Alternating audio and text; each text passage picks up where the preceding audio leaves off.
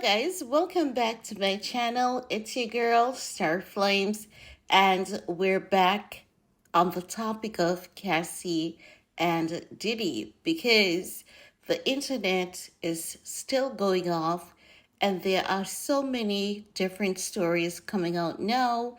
Many people reacting, a lot of people are basically venting, saying they're sad. Why did Cassie settle? Why isn't Diddy behind bars? So many people are just torn as it relates to Cassie actually receiving the settlement because many people aren't accustomed to women getting this sort of closure, right? The traditional route is for a woman to be given a painful trial, right? So when Diddy chose to settle with Cassie, many men were in their feelings, many women were in their feelings. Some people did not understand that it's a civil lawsuit, and this is normally the route of a civil lawsuit. You either settle to save image, reputation, or you go to court and you basically let it be drawn out and you can either win or lose. But normally, time behind bars is not involved in a civil lawsuit. So just wanted to make that clear. Now, I've seen men coming out saying that, Cassie is a gold digger. She was a willing participant. And for the men who have been saying that, it is very much telling of their nature, how they view women. Those men believe that women are not entitled to their bodies.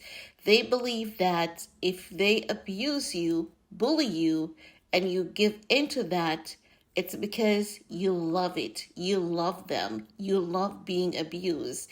They don't see you as someone who is, very scared. They don't see you as someone who is smart and you're doing what you need to do on the basis of survival. They don't look at it and say, you know what, we're all, animals of a particular species. Sometimes you have to hunt to kill for survival. Sometimes you have to give in and be submissive for survival. So when they look at Cassie and say, oh, she's a willing participant, should women start saying Wale was a willing participant to be hung over a building against his will and have his life dangling in front of him? Was he a willing participant? Or was it that did he have the money, the power, and the strength to dangle Wale over a building? Do you see? Men often talks about things that makes them feel so comfortable, so warm and fuzzy because we have so many different stories that have been coming out about Diddy for ages now. And now more than ever, since Cassie has filed that lawsuit against Diddy, there's one popular story that is being told wherein Diddy hung Wale over a building, threatened that man's life. His head was down, his feet was up, his feet was being held by Diddy and, members of his security team, allegedly, right? That story is going viral because Diddy saw Wale and Cassie making a song together. He was jealous about that. What if every woman who hears that story run with the belief that Wale was a willing participant to have his life dangling in front of him, right? What's the difference between what Diddy allegedly did to Wale versus what he did to Cassie? Right? People aren't being honest. And sometimes we have to take a step back, move ourselves from the midst of these conversations, stay on the outside, and just let what these men are saying about Cassie soak in like seasoning. And then you will truly realize how men perceive women. You can tell that many of these men perceive women as trash. They have no respect for women.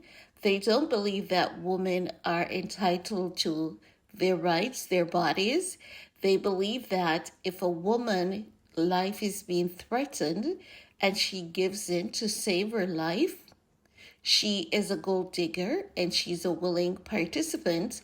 And you can tell why men carry out these abuse and will forever carry out these abuse against women, because in their microscopic brain, that one track mind they have cannot allow them to see things outside of that four corner box that their brain is in. Because I believe it is just highly arrogant. And, you know, I believe that it's not just arrogance. I believe that any man who says that is also a man who has been abusing women, and in his head, he's saying she likes to be abused. She's a willing participant. And the more I hit her, it's the more she'll love me. And it really is very telling as to why these men will keep abusing women, because in that narrow four corner box that their brain is in, they believe that a woman giving up to save themselves, save their own life out of fear, is that woman being a willing participant, and that woman loves what is happening to her, rather than this woman is fearful, this woman is being highly analytical in a dangerous situation. She's in survival mode, and the only thing she's thinking about is still saving her own life, hoping that one day she can at least escape with her life intact, and then she can move on and, adjust. Because when you experience those things, there's no true healing. But as the day passes, with the right support system, therapy, treatments, and just getting yourself in the right circle, you can adjust and reform to some sense of normality.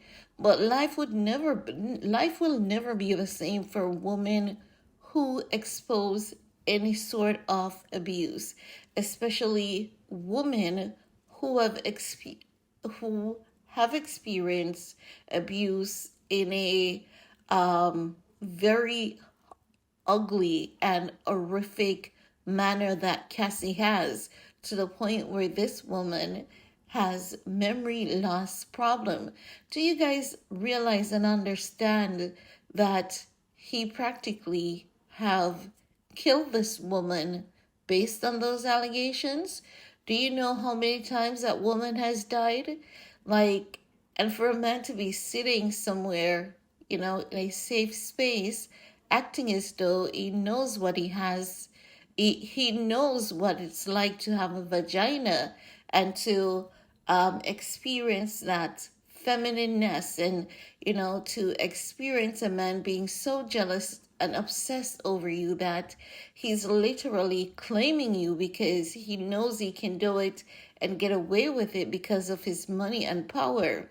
For a man to act as though he know for a second what it is like to be a woman who a man is consistently obsessed over, it's really very sickening, and it's really disgusting that a man feels so free, so comfortable to be arrogant, as it's be arrogant as you know what it truly means to be a woman who is in a situation as dangerous as the one that Cassie was in.